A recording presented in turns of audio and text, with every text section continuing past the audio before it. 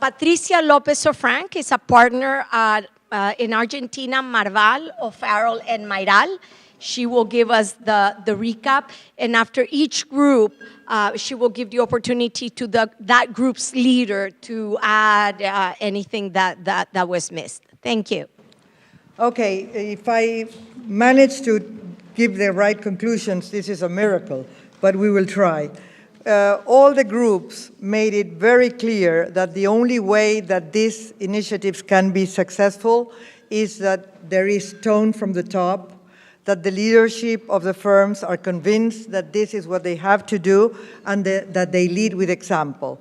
So just count as if I was repeating this with respect to every group, because this is consistent in every group.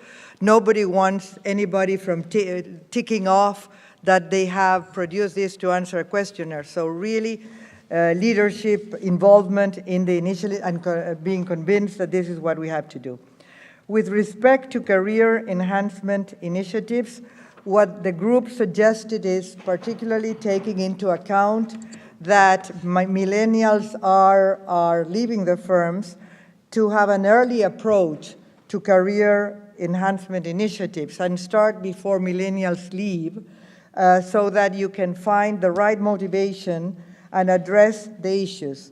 And also, they pointed out the importance of having goals and metrics. Metrics is also measuring advancement is something that every group pointed out. Group one is Carmen. Do you have anything else to say on the subject, Carmen?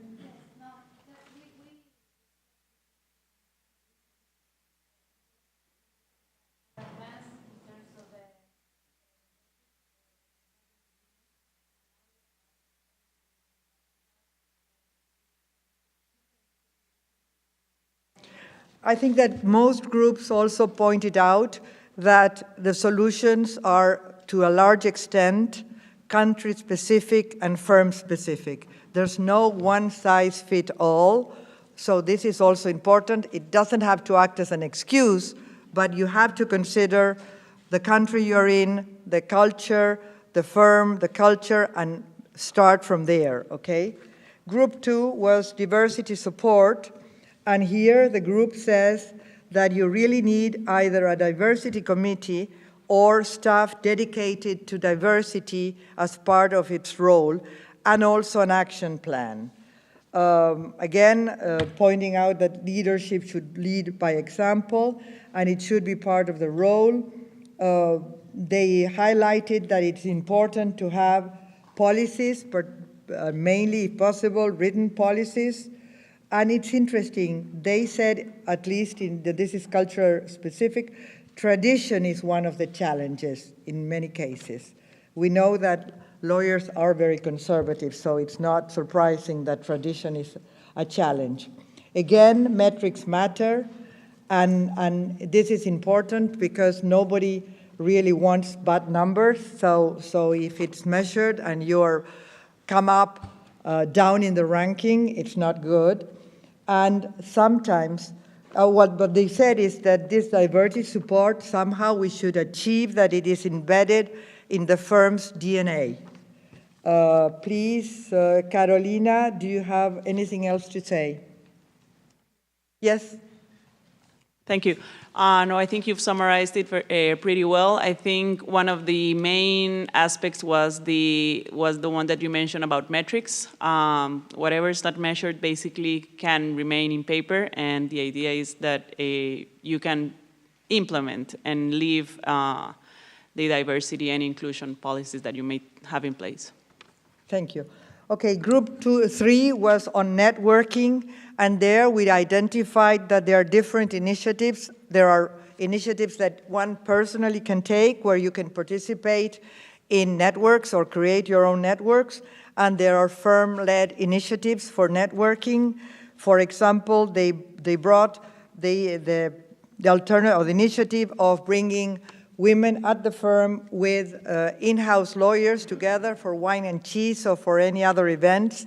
And most of them have been very successful because it really creates good relationships with your clients. another thing that was pointed out is that we all should consider networking as part of our job, and it may be, I don't know, at least 10, 15, or 20% of our time devoted to networking.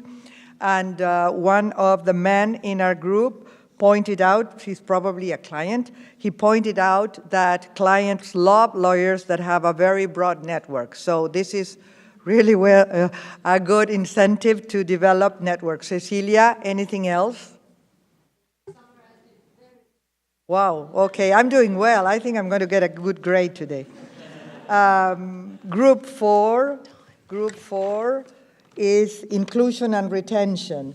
And with respect to inclusion and retention, what was highlighted is that it is very important to have exit interviews, and many firms don't really do very good exit interviews.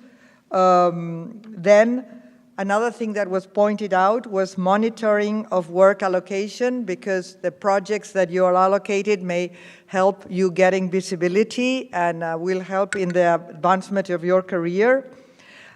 Someone raised the question whether it is unfair to focus on women and minorities with all these initiatives. What about people who don't fit into the minorities? What should we do with them? It was an issue that was raised. And also here it was pointed out with respect to inclusion that it is very country-specific and firm-specific. Please, Corina, do you want to add something? My God. Oh, I get another grade for this.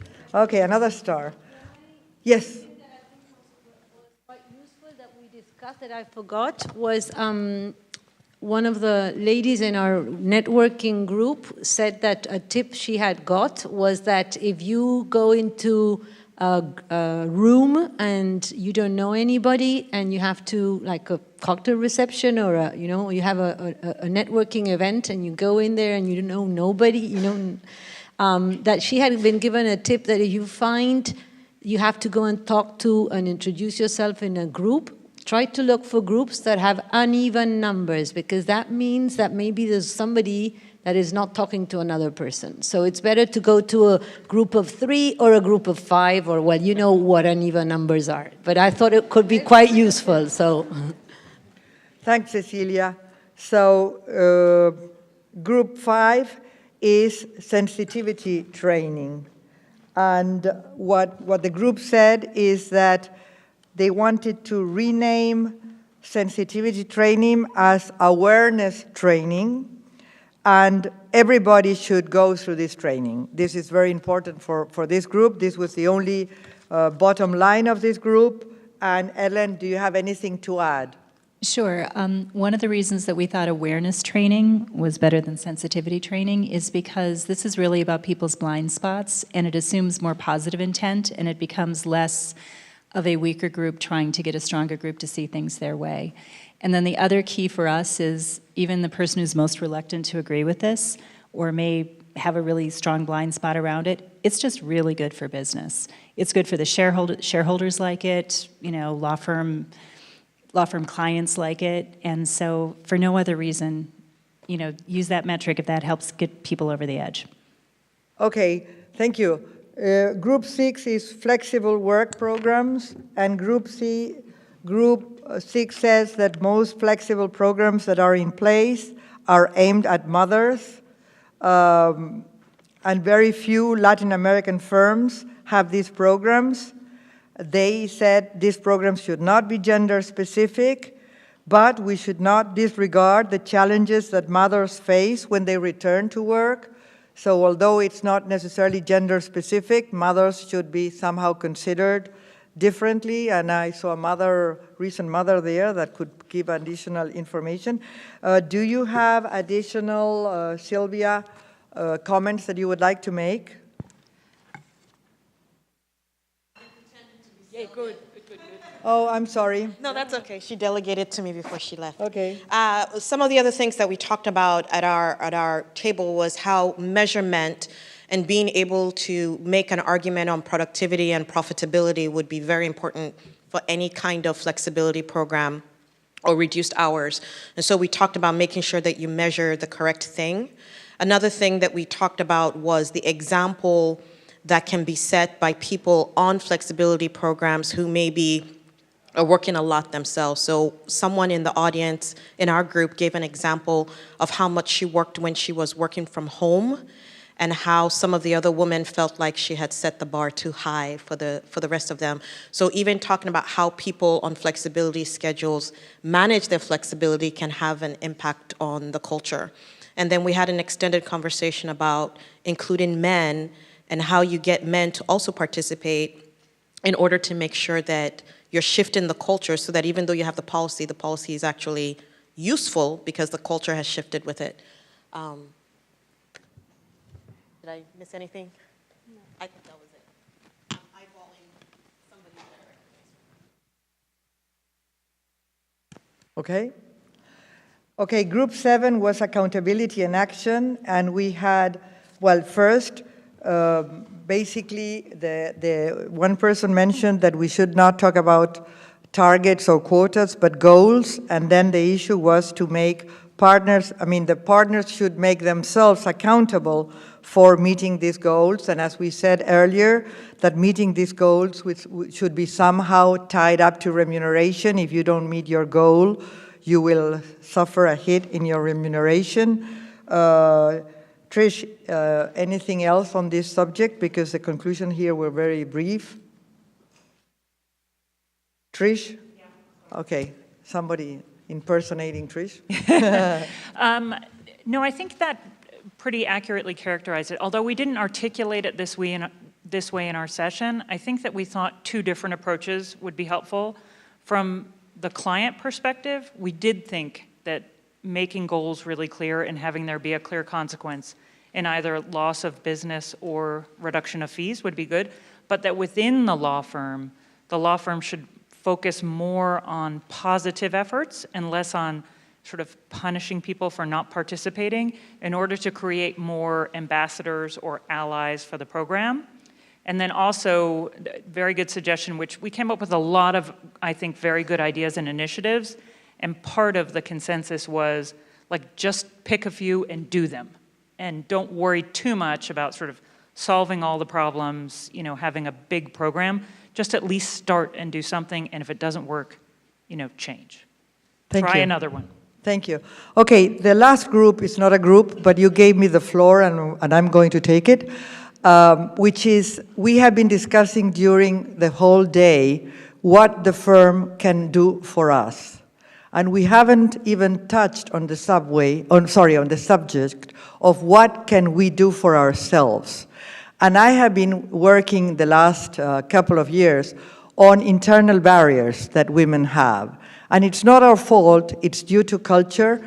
The literature refers to the confidence gap, to the fact that women don't ask, that we don't toot our horn. There are many, many things that we could do, that we are bad at taking feedback, that a number of things that are internal barriers because of culture, and I would really suggest that we all look into those issues and try to work on those issues, because that is under our control. And it's much easier, you will realize that if you change the way you behave, you will change, the world around you will change. And I always come up with this story of my parents. My father went to the refrigerator, took ice from the refrigerator, and never filled in the case. And my mother complained, filled it in, and put it back in the refrigerator. And I once said, why don't you leave it on the kitchen table? He says, there will be no ice. Okay, there will be no ice. Then who's going to complain? Daddy. Okay, she did it once, and my father says there's no ice. Well, there's no ice because you didn't do this. If we change the way we act, we will see a lot of changes in the world around it. So I will encourage you to investigate and to do this self-knowledge that our key speaker was suggesting on what can I do different to enhance the possibilities of success. We are very bad at strategy. We are very bad at understanding office politics. We are very bad at learning the power matrix. So we think that if we work hard like hamsters, someone will recognize what we do. and we really get what we negotiate for, we get a number of other things. So these are my last words, and thank you very much for giving this opportunity.